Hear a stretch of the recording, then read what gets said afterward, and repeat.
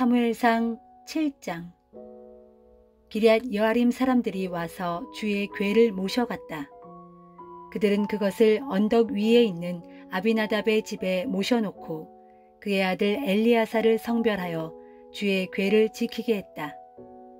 그 후 주의 궤는 20년 동안 기럇 여아림에 머물렀다. 그 기간 동안 이스라엘 백성은 주를 찾고 사모했다.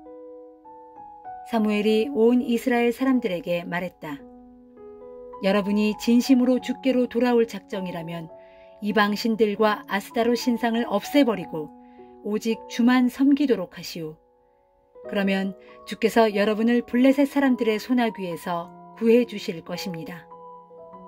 이스라엘 백성은 바알과 아스타롯 신상들을 치워버리고 주만 섬겼다. 그러자 사무엘이 말했다. 이스라엘 사람들을 모두 미스바에 모이게 하시오. 그러면 주께서 다시 여러분을 도와주시도록 제가 기도를 드리겠습니다. 이스라엘 백성이 모두 미스바에 모였을 때 그들은 물을 길어다가 주 앞에 부었다. 그날은 아무것도 먹지 않고 자신들의 죄를 고백했다. 우리가 주님을 거슬러 죄를 지었습니다. 사무엘은 그곳 미스바에서 백성들을 이끌어 나갔다. 블레셋 사람들은 이스라엘 백성이 미스바에 모였다는 소문을 듣고 이스라엘을 치려고 올라왔다.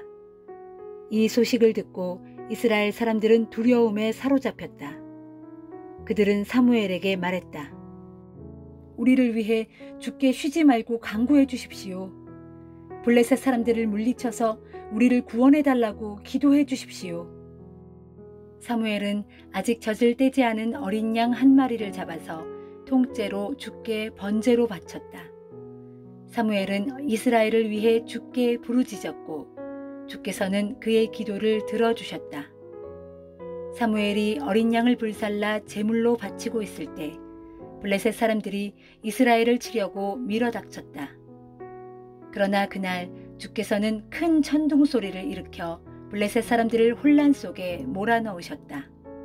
그러자 블레셋 사람들은 공포에 사로잡혀 허둥지둥 도망치기에 바빴다. 이스라엘 사람들은 미스바에서 몰려나와 블레셋 사람들을 추격하면서 뱃갈 바로 아래에 이를 때까지 많은 군사들을 쳐 죽였다.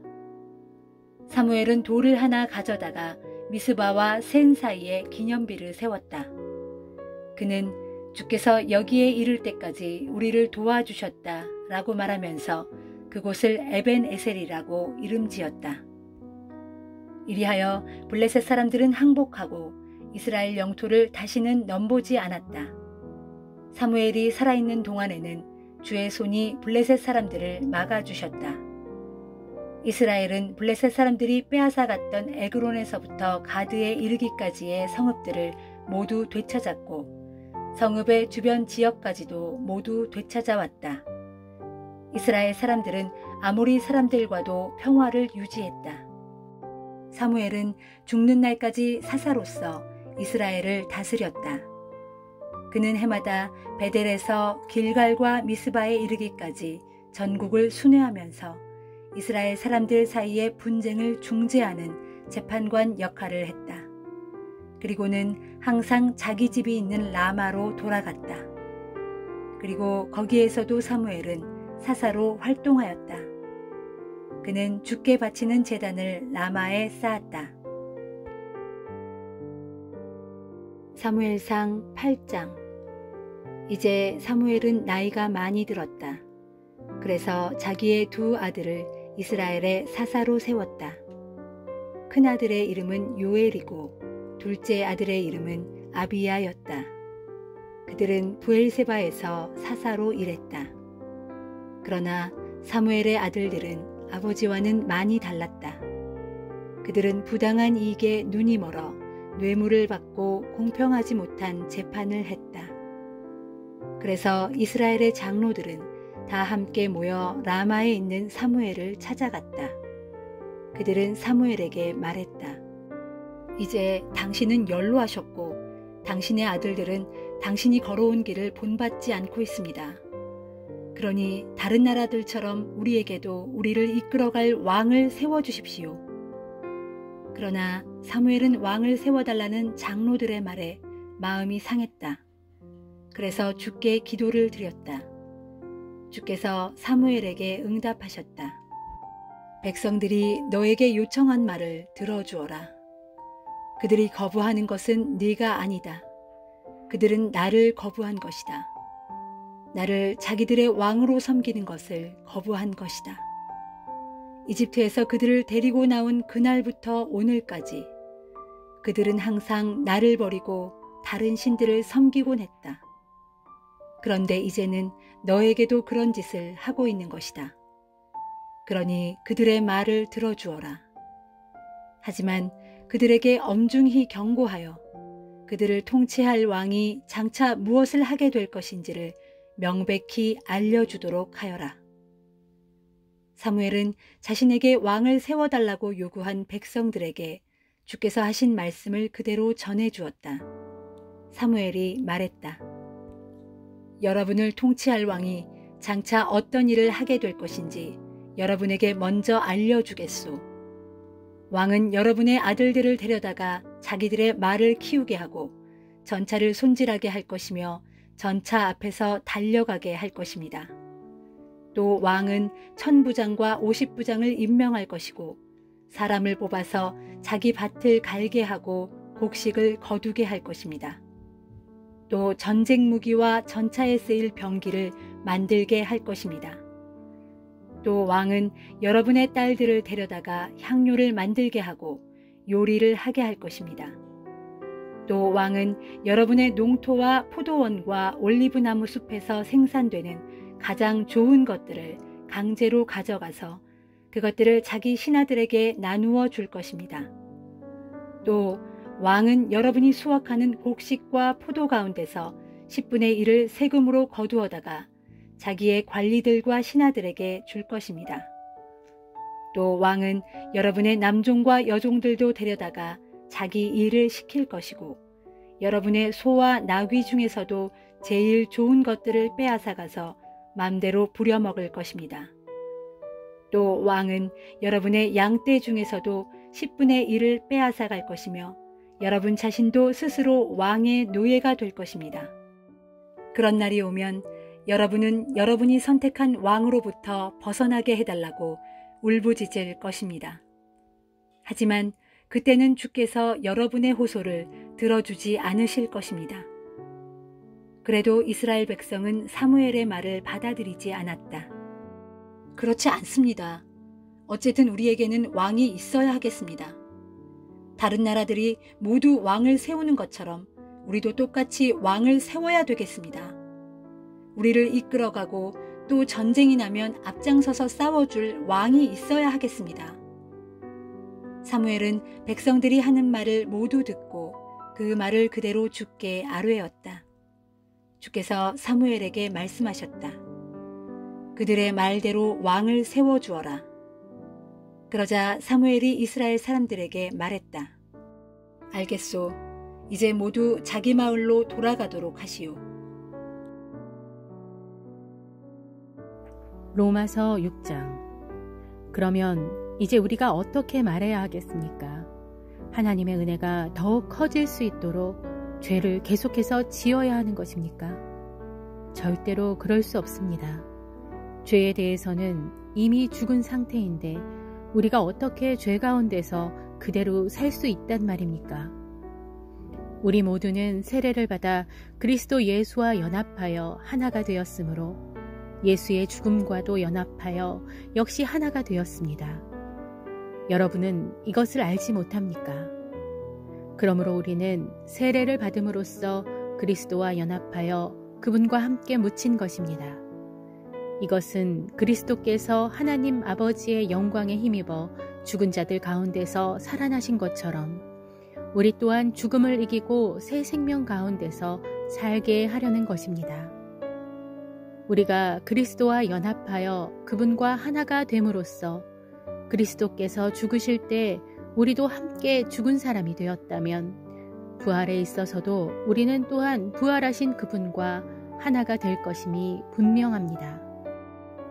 우리의 옛 자아가 그리스도와 함께 십자가에 못 박혀 죽은 것은 죄의 얽매인 몸 또한 죽여서 더 이상은 죄의 노예가 되지 않게 하려는 것임을 우리는 압니다. 그런 까닭은 죽은 사람은 이미 죄의 세력으로부터 해방된 것이기 때문입니다. 우리가 그리스도와 함께 죽었다면 우리는 또한 그분과 함께 다시 살아날 것임을 분명히 믿습니다. 우리가 알기로 그리스도께서 죽음에서 살아나셨으므로 다시는 죽지 않으실 뿐만 아니라 죽음이 더 이상 그분을 지배하지 못합니다. 그리스도께서 죽으신 것은 죄에 대하여 단번에 죽으신 것이고 그리스도께서 사시는 것은 하나님을 위해 영원히 사시는 것입니다. 여러분도 이와 같이 죄에 대해서는 죽은 자로 여기시고 하나님께 대해서는 그리스도 예수 안에서 산 자로 여기십시오. 그러므로 여러분은 삼가 죄가 여러분의 죽을 육신을 지배하지 못하게 해서 여러분이 육신의 정욕에 굴복하는 일이 없도록 하십시오. 여러분은 육신의 한 부분이라도 죄에 내맡겨 죄의 도구가 되게 해서는 안 됩니다. 도리어 죽은 자들 가운데서 살아난 사람들답게 여러분 자신을 하나님께 바쳐야 합니다. 그래서 하나님께서 여러분의 몸의 모든 부분을 의의 도구로 사용할 수 있도록 하십시오. 죄가 다시는 여러분의 주인이 될 수 없습니다. 이제 여러분은 율법 아래에 있는 것이 아니라 은혜 아래에 있기 때문입니다. 그러면 어떻게 해야 하겠습니까? 우리가 율법 아래에 있지 않고 은혜 아래에 있기 때문에 죄를 지어도 상관없다는 말입니까? 절대로 그렇지 않습니다. 여러분이 자기를 누군가에게 맡김으로써 그의 종이 되어 그를 섬기면 여러분은 여러분이 섬기는 그 사람의 종이 되는 줄을 알지 못합니까? 여러분은 죄에 자신을 맡김으로써 죄의 종이 되어 죽음에 이르거나 아니면 하나님께 순종하는 데 자신을 맡김으로써 의에 이르게 됩니다. 그러나 하나님께 감사할 일은 여러분이 이전에는 죄의 종으로 살아왔지만 이제는 진심으로 하나님의 말씀에 순종하게 됨으로써 이제 여러분이 죄로부터 해방되어 의의 종이 되었다는 사실입니다.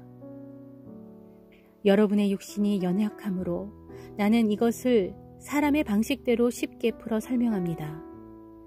여러분이 이제껏 여러분의 몸을 더럽고 사악한 것들에 내맡겨 죄의 종으로 살아온 것처럼 이제는 여러분의 몸을 의의 종으로 들여 거룩함에 이르도록 하십시오. 여러분이 죄의 종으로 살아갈 때는 의로움 따위에는 아무 관심도 없었습니다. 그런데 그런 삶의 결과가 어떠했습니까? 지금은 그런 삶을 부끄러워하지 않습니까? 그렇습니다. 그런 생활은 여러분을 죽음에 이르게 할 뿐입니다.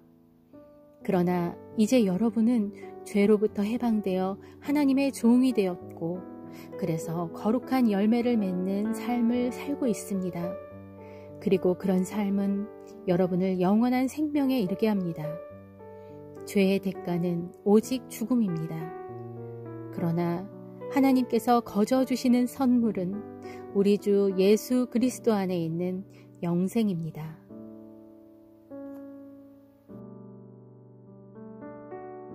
예레미야 45장. 요시아의 아들 여호야김이 유다의 왕위에 올라 나라를 다스린 지 4년째 되는 해, 네리야의 아들 바룩은 예레미야가 불러주는 대로 그 모든 주의 말씀을 두루마리 책에 기록하였다. 그때 예언자 예레미야가 바룩에게 말했다. 바룩아, 이스라엘의 하나님 주께서 내게 이처럼 말씀하신다. 주께서 너를 보고 이르시기를, 바룩아, 너는 탄식하며 말하기를, 아 슬프다. 주께서는 어찌하여 내게 이런 고난과 슬픔을 주시는가. 이제는 탄식하는 것도 지치고 말았으니 참으로 내게는 마음 편한 날이 없다 하는구나. 그러면서 주께서 내게 또 말씀하셨다. 예레미야야, 너는 바룩에게 내 말을 전하여라. 이르기를, 주께서 말씀하신다. 나는 내가 세운 것을 허물기도 하고 내가 심은 것을 뽑기도 한다. 내가 이처럼 온 세상을 내 뜻대로 다스린다. 그런데도 너 바룩은 내 스스로 계획을 세우고 내 자신을 위해 크고 위대한 일을 이루려고 힘쓰고 있구나. 그만두고 그것들을 더 이상 추구하지 말아라. 그것은 내가 이제 모든 사람들에게 크고 두려운 재앙을 내릴 것이기 때문이다.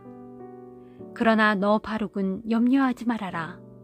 내가 어디를 가든지 내가 내 목숨을 구원해 줄 것이니 내가 전리품을 챙기듯 내 목숨을 얻을 것이다. 이는 나 주의 말이다 하여라. 시편 20편. 주여, 고난이 닥칠 때 주께서 왕에게 응답하여 주소서. 야곱의 하나님께서 친히 왕을 지켜주소서. 성소에서 왕을 도와주시고 시온산에서 왕을 붙들어 주소서. 왕이 바치는 제물을 받아주시고 주께 드리는 왕의 희생 제물을 흡족히 받아주소서. 왕이 바라는 소망을 들어주시고 왕이 생각하는 계획을 모두 이루어 주소서. 왕이 승리할 때에 우리가 크게 기뻐하면서 모두 노래하고 하나님의 이름으로 우리 깃발을 높이 세울 것이니 왕이 주께 구하는 것마다 주께서 모두 이루어 주소서. 참으로 주께서는 자신이 기름 부어 세우신 왕에게 승리를 안겨주신다는 것을 내가 이제야 알았고 진실로 주께서는 거룩한 하늘에서 왕에게 응답하여 주시고 주의 오른손의 권능으로 왕으로 승리를 거두게 하신다는 것을 내가 이제야 알았습니다. 어떤 사람은 자신의 전차를 의지하고 또 어떤 사람은 자신의 군마에 의지하지만 우리는 오직 우리 주 하나님의 이름만을 굳게 믿을 것입니다. 그 결과 전차와 군마를 의지하는 사람들은 마침내 넘어지고 고꾸라지겠지만 주 하나님만을 의지한 우리는 꿋꿋하게 서 있게 될 것입니다. 주여, 왕에게 구원을 베푸셔서 왕으로 승리하게 하소서.